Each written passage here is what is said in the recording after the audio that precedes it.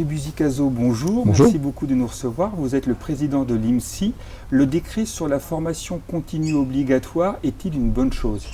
Oui, d'abord, cette obligation légale est une bonne chose.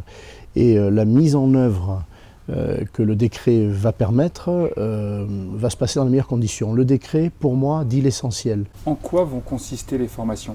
Très simplement, elles vont consister en deux choses. D'abord, de rappeler les fondamentaux, parce qu'on va prendre des personnels immobiliers qui vont constituer des groupes de 15 ou 20 personnes et qui vont être hétéroclites. Certains maîtriseront les fondamentaux de la prise de mandat, de la fiscalité, de la gestion locative, de la copropriété, d'autres non. Donc il faudra rappeler les fondamentaux, c'est ça la formation continue. Et deuxièmement, actualiser. Actualiser parce que les textes évoluent, ne serait-ce que la loi Allure, qui est un monument et qui n'en finit pas d'entrer en application, change beaucoup de choses. Qui les donneront? Le décret ne précise pas qui va être habilité à faire ces formations. Moi, ça me va. Il peut s'agir de formations qui seront délivrées en interne par des grandes enseignes, des groupes nationaux, des réseaux, des franchises, qui s'en donneront les moyens. Il pourra s'agir d'établissements de formation continue, tels que l'IMSI, et nous serons d'ailleurs un acteur engagé dans cette affaire. À quoi faudra-t-il néanmoins répondre comme critère? Il faudra très simplement d'abord être en règle administrativement, avoir un numéro de formateur, et puis la branche professionnelle va demander aux organismes de montrer patte blanche. Et en particulier, il y a un critère important. Est-ce que les formateurs qu'on va mettre face aux personnes de l'immobilier seront compétentes? Pour une agence immobilière indépendante, quel sera l'impact budgétaire?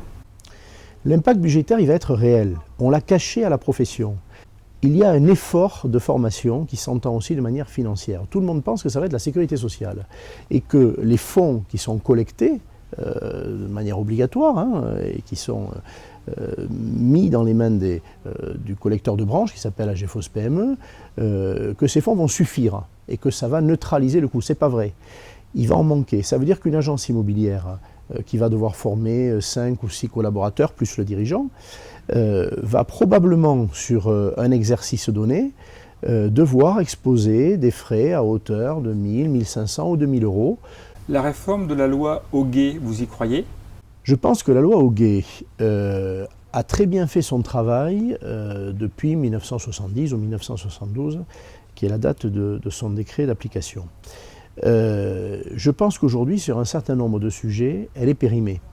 Maintenant, par exemple, est-ce que la carte professionnelle, qui est territoriale, en pratique, qui est délivrée par une chambre de commerce et d'industrie pour un exercice dans le département, est-ce que ça n'est pas périmé? Si, je dis aujourd'hui que c'est périmé, parce qu'on est à l'heure de l'Internet et qu'on n'est plus à l'heure du déplacement physique où je vais devoir aller voir mon collaborateur 3 fois par semaine pour m'assurer qu'il exerce bien. C'est plus comme ça que ça fonctionne. Henri Buzicazo, merci beaucoup.